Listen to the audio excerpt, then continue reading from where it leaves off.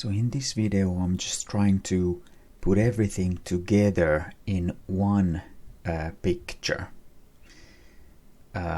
So let me show you here.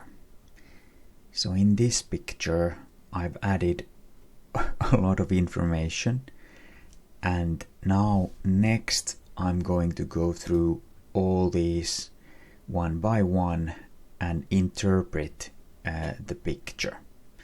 So first of all, the Mazzaroth, the constellations you could see in the rim. But the next one is the royal stars Fomalhaut and Aldebaran.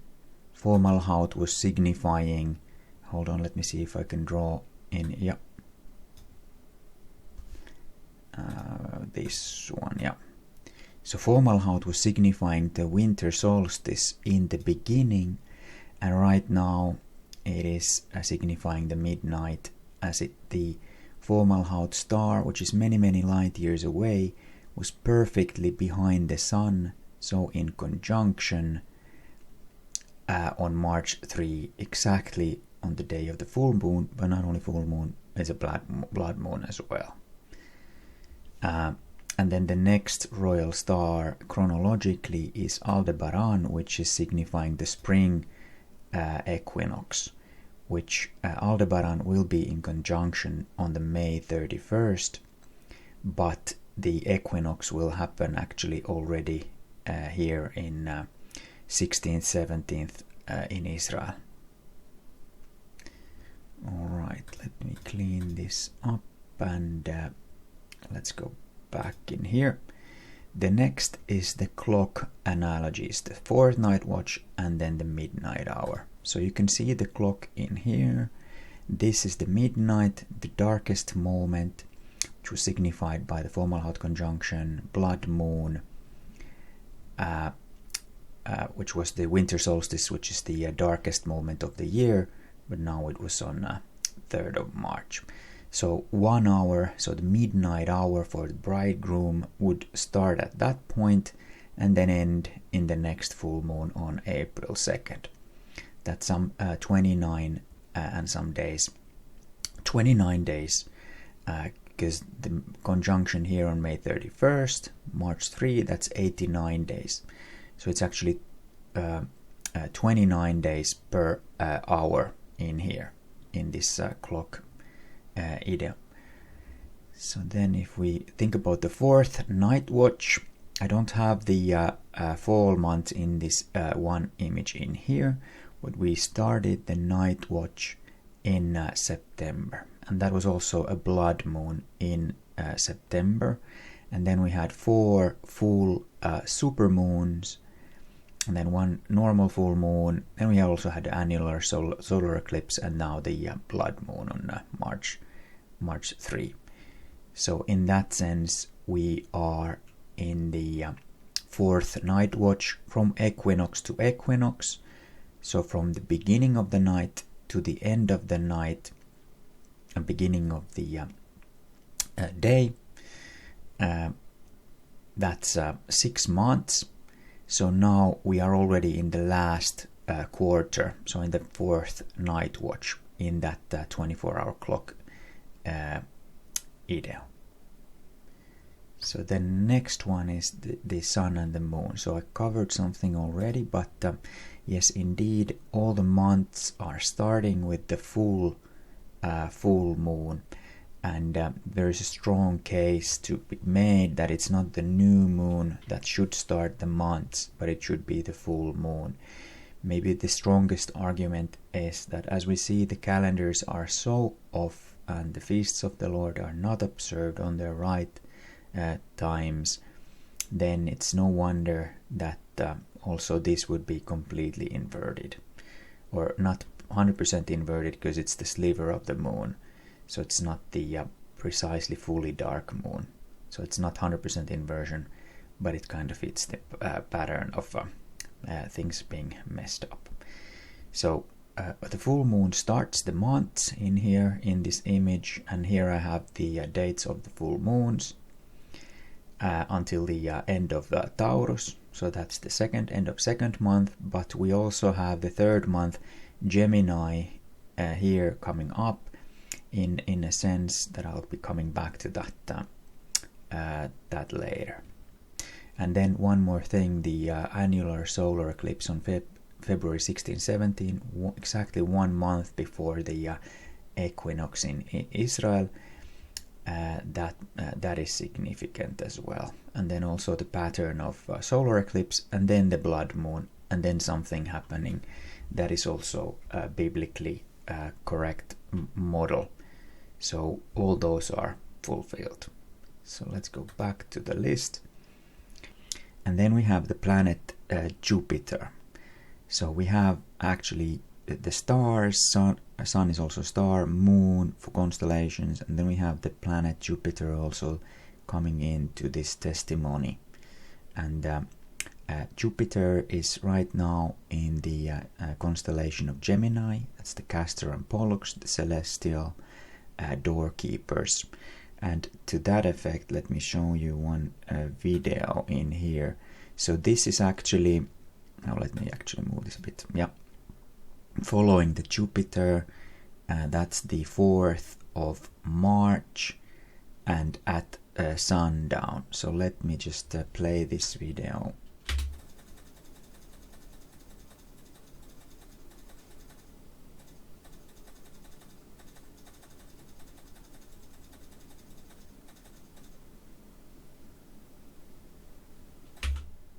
So on the 22nd of April, the moon is in Twins, as is Jupiter, still within this doorway, if you like, even though Jupiter is already moving away.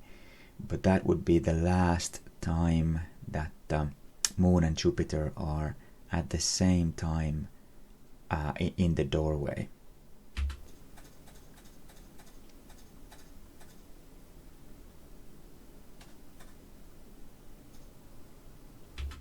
And on the 2nd of May, it's still within the doorway, but 3rd it will be outside of the doorway. And there was also times before that the moon was in Jupiter at the same time. Hold on. So 26th of March, moon is also right there in the middle of the doorway with Jupiter. Of course, on the 16th, 17th, that was the time on which the Jupiter started to move away. Comes to the door and starts to move away at that point. So, yeah, many high watch dates in that window.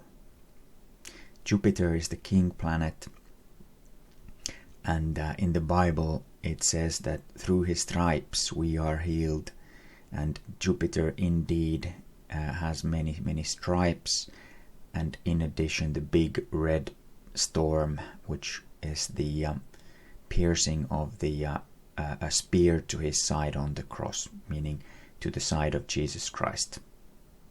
So that's why Jupiter is on the list.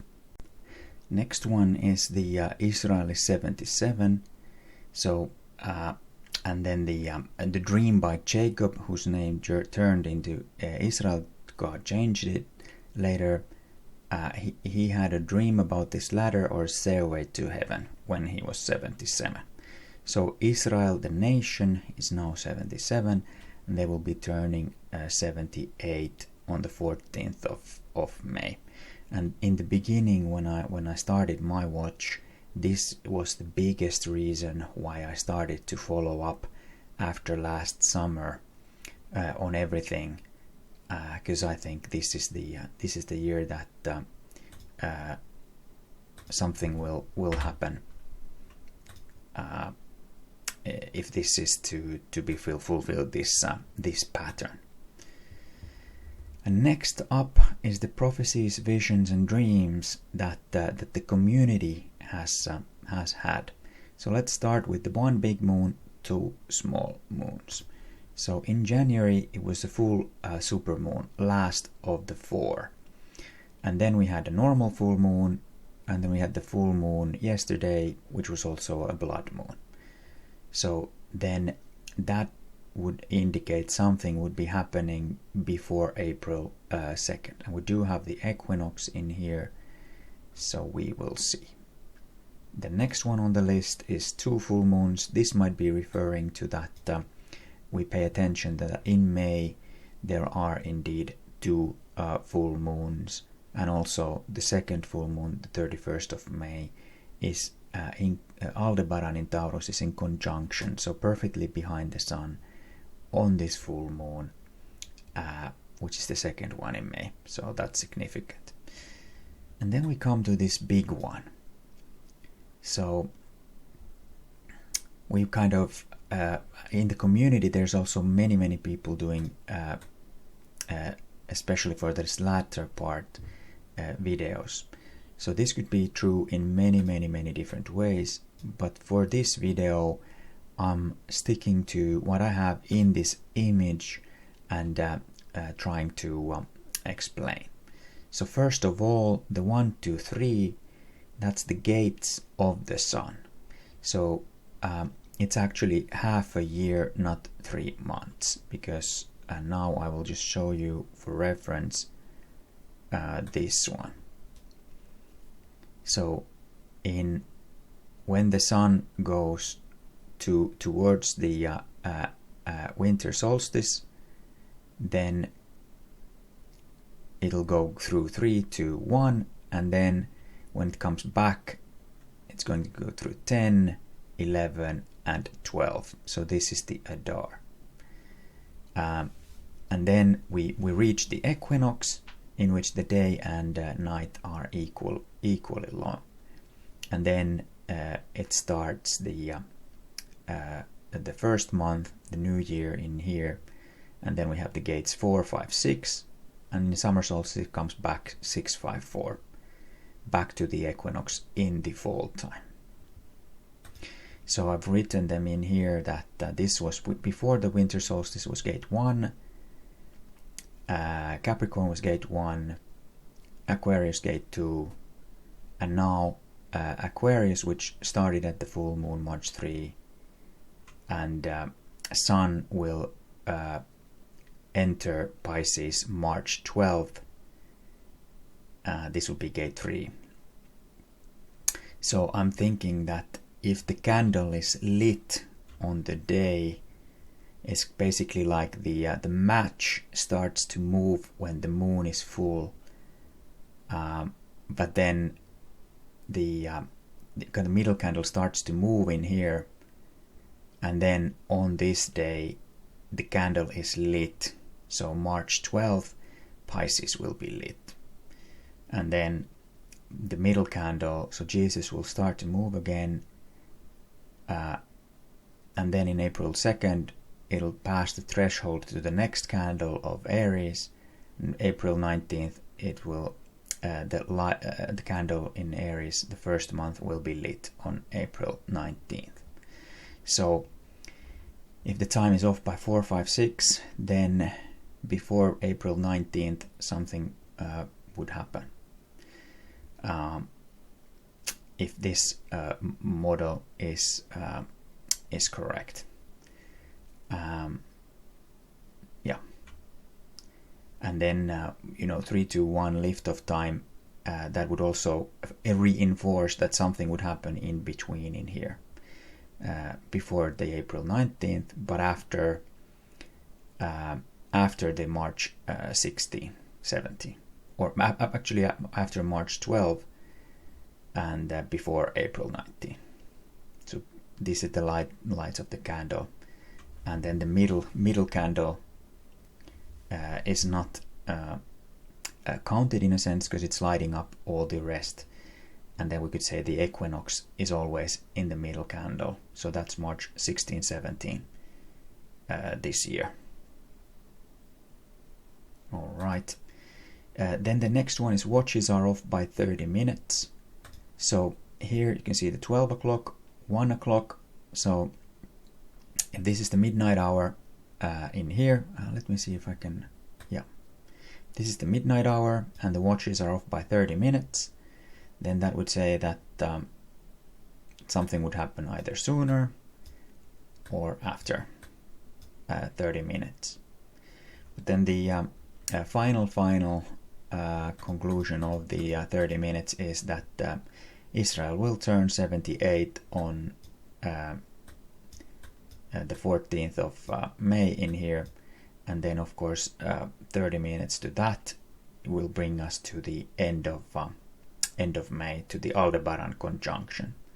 So if it's to the day, and then summer begins, because this conjunction in the beginning was signifying the equinox. This is what we have now, but this was back then. So the watches are off by 30 minutes. Could be interpreted like that. And then we have the candy cane of the Lamb. So maybe you already saw it in this image. You can see it behind in here. That is actually the candy cane that I had in my previous video, and that is actually Lamed. So that is a Hebrew letter, how they wrote it in the beginning, and that is signifying the constellation of Aries, with the numerical value of 30.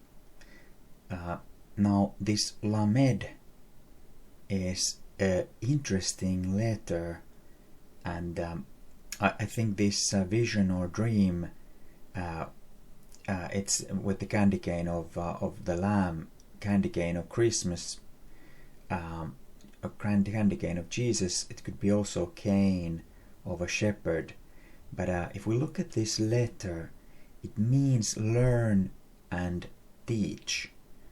And it is the largest letter in the Hebrew alphabet, so it can cross the border. All the other letters are of the same size, but this can be going over, so to say.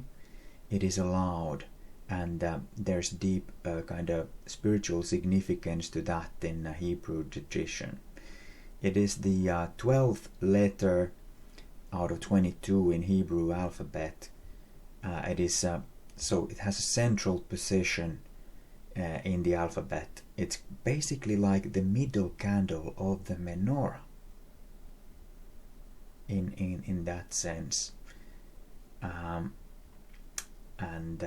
value is 30, and that is the age of full strength according to the Hebrew tradition, and that is when the Levites began carrying the Ark of the Covenant, and when a person can truly guide others at the age of 30.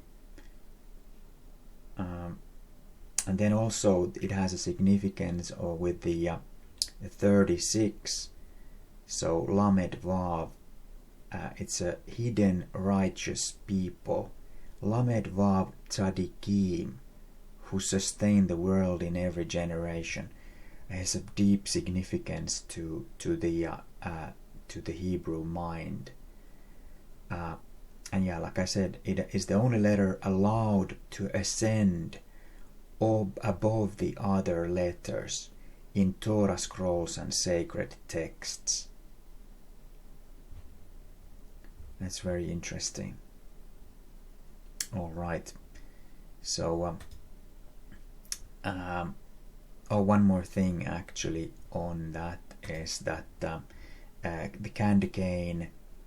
There are two candy cane. There's one constellation and then one esoterism. The constellation is in Sagittarius, which is kind of marking the beginning, or when the night was the darkest, the winter solstice, and the beginning of the last two remaining night watches. So the last half fulfilling that pattern in one way, kind of pointing us to that could be. And the other one, the esoterism, is in Taurus, again pointing to this conjunction in here. So both to the winter solstice and then to the spring equinox in here. And I have a full video on the candy cane which can also go check it out. Then the last one is about the appointed times. So if we take the menorah and the new revelation of the 9-branched menorah, and then we understand the middle candle is not signifying a feast, because it's used to light up all the others. So then we're left with 8, and these are the 8. So the first one is Purim, and then we have Passover, unleavened bread, first fruits, Pentecost, Feast of Trumpets, Yom Kippurim, Day of Atonement, and then the Tabernacles ending at Shemini Atzeret, 8th day. So when we started the whole night watch last fall, we were expecting the rapture on the Feast of Trumpets, but then it was the beginning of the Exodus. And then we were watching through all these other feasts, basically observing them, and now we're come to Purim. And in some sense, this Purim is actually in a wrong place. It should be actually moved in to the end, and all the numbers changed. So let me do that. Okay. So here we have the Purim actually as the last day of the biblical, last feast of the biblical year, because it's still in Adar, and then Passover it will be in Nisan, in the next month. So in that sense, we have observed 1, 2, 3, 4 of the feasts after this Purim is done. And if we look at the 9-branched menorah, then we have fulfilled half of the menorah. Maybe the other half is the second rapture, which will happen at the end of the spring feasts at Pentecost, which is very popular in the community. I don't know. But one additional interesting thing is that we have the Purim, which is the most joyous feast of the Hebrew year, and then we have the Yom Kippurim, which is then the only fast, not celebration, but it's a fast of repentance. So basically we have gone through the whole journey in here, and then it's another full journey between these 4, with the suffering, and then Holy Spirit being poured out. And at the end of the second rapture, maybe the Holy Spirit will be completely taken back up again. So that would also fit that pattern. And then there's a special place for Israelis in the last 3.5 years, and in the end, because we are basically grafted in to the tree of Israel that was already there before us. And but he came to his own, but his own did not receive him. So then that gave us the opportunity to be grafted in. So, in all love, let me know what you think in the comments, and like the video if you agree. Thank you.